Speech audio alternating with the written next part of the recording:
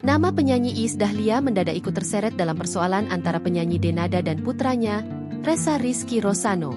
Ini terjadi ketika Ressa bertemu dengan Iis Dahlia di salah satu acara fashion, dan menurut pengakuan Ressa yang juga disaksikan kakak iparnya, Ronald Armada, saat itu Iis Dahlia berbicara tentang pemboikotan Denada. Intinya aja, ini nggak saya tambahi, enggak saya kurangi, kata Ressa dikutip dari Intens Investigasi. Bagaimanapun itu masih darah dagingmu. Ini, kasihan lo itu diboikot, imbuhnya. Setelah mendapati ucapan yang tak membuatnya nyaman, Ressa mengaku tak membalas ucapan tersebut dan memilih tetap diam. Namun berbeda dengan Ressa, kakak ipar sekaligus pengacara Ressa, Ronald Armada.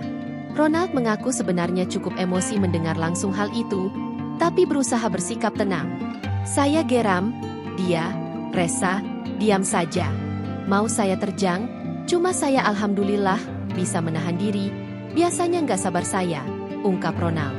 Di balik diamnya, Ressa sebenarnya merasa kalimat itu tidak tepat ditujukan padanya yang selama 24 tahun ini ikut menyimpan rapat statusnya, dan baru benar-benar membuka semuanya saat ini. Maksudnya Ressa nggak minta seperti ini, dan bukan Ressa yang minta, Denada diboikot, ucap Ressa. Rasa simpati yang diberikan netizen karena kejujuran saya menguraikan fakta yang benar-benar terjadi, tidak saya tambahi, tidak saya kurangi, tegas Ronald. Ronald kemudian berpesan pada Iis Dahlia untuk bersikap netral dalam kasus ini.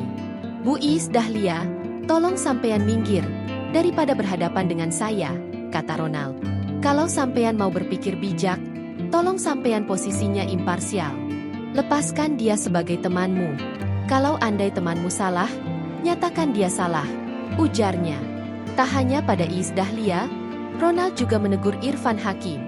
Apalagi Bang Irfan Hakim, saya itu kagum dengan jenengan, karena berakhlak mulia dan beradab. Tolonglah, agak sedikit adil dalam memberikan komentar, tutur Ronald. Download Tribun X sekarang, menghadirkan lokal menjadi Indonesia.